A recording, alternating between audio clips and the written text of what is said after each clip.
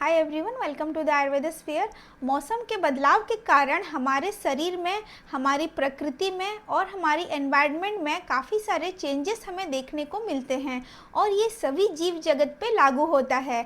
जैसे कि शरद ऋतु में पत्तों का झड़ना, वसंत ऋतु में फूलों का खिलना और कुछ ऐसे सीज़न होते हैं जहाँ पे एनिमल्स हाइबरनेशन में चले जाते हैं, यानी कि शीत निद्रा में चले जाते हैं। क्योंकि मनुष्य भी इस जीव जगत का एक अहम हिस्सा होता है, तो मनुष्य का शरीर भी ये चेंजेस से काफ़ी ज़्यादा इन्फ्लुएंस होता है। अगर हमारा शरीर ये सीजनल चेंजेस को अडॉप्ट नहीं कर पाता है तो हमारे बॉडी में एक state of disturb equilibrium create होता है, जिसे कि आयुर्वेद में दोषवैषम्य कहा जाता है, जिसकी वजह से ये लीड करता है different types of disease and disorder को।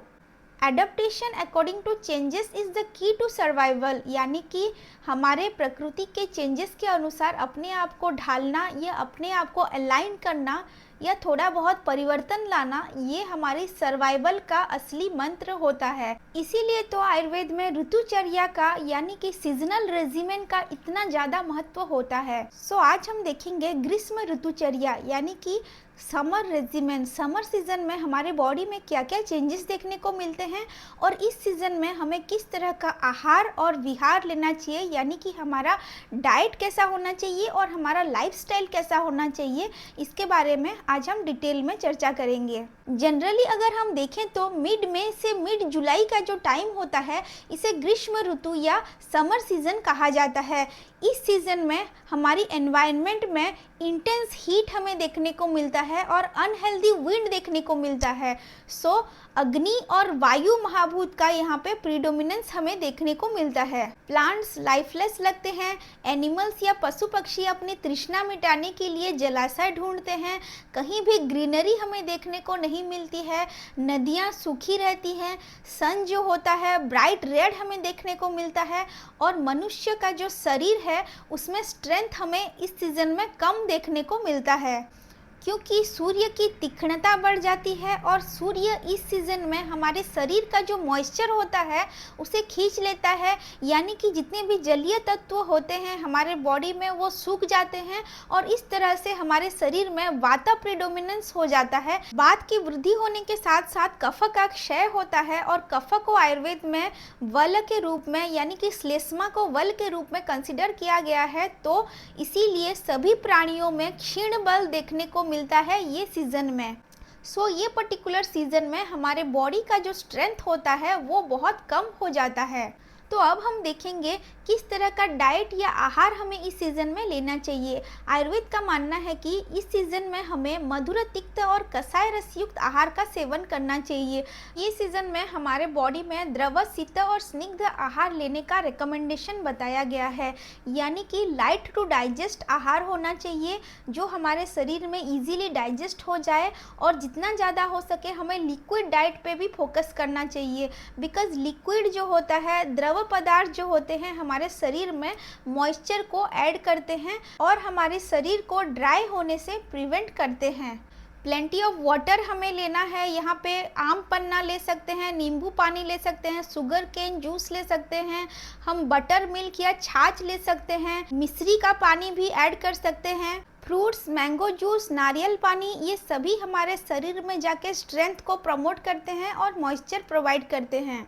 यहाँ पे घड़े का पानी पीने के लिए आयुर्वेद में रेकमेंड किया गया है। ग्रेन्स में हम जौ, पुराना चावल या गेहूं का यूज़ कर सकते हैं। फ्रूट्स में तरबूज, खीरा, ककड़ी, खजूर, अंगूर, संतरा, खरबूजा, इस तरह के सभी फ्रूट्स को हम ऐड कर सकते हैं। वेजिटेबल में सीजनल ग्रीन वेजिटेबल जैसे कि लौकी, तुरई, करेला को हम ऐड कर सकते हैं। सभी प्रकार के साग सब्जियों को भी हम ऐड कर सकते हैं। ये सीजन में सत्तू, शरबत और रसाल, जिसे कि हम मथा हुआ दही कहते हैं या चर्न कर्ड कहते हैं, ये बहुत अच्छा होता है हमारे शरीर के लिए। और सिरप जो कि द्राक्षा, खरजूर और मधुका जैसे इंग्रेडिएंट से प्रिपेयर किए जाते हैं, वो भी पानी के साथ घोल के लेने के लिए आयुर्वेद में रेकमेंड किया गया है। अब बात करते हैं किन चीज़ों को यानी कौन से आहार को हमें अवॉइड करना चाहिए।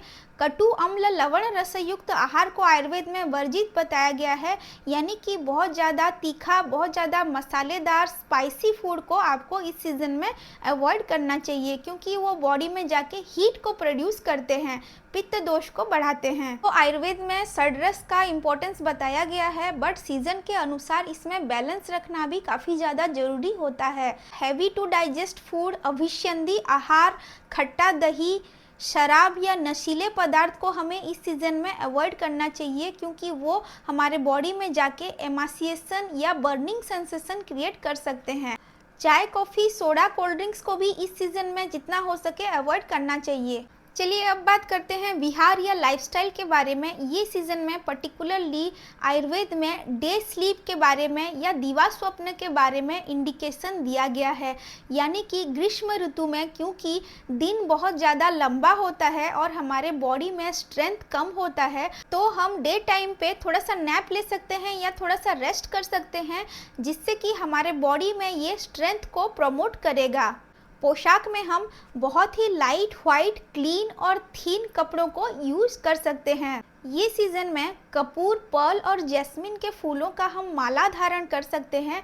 ये हमारी मन को शांत करता है और हमारे शरीर को ठंडक पहुंचाता है, ऐसा आयुर्वेद में भी बताया गया है। और हम अपने फेस में या पूरे शरीर में चंदन का लेप लगा सकते हैं और विभिन्न प्रकार के शीतल द्रव्यों से बना हुआ लेप हम अपने मुख पे भी लगा सकते हैं या फेस पैक के रूप में भी हम इसे यूज कर सकते हैं।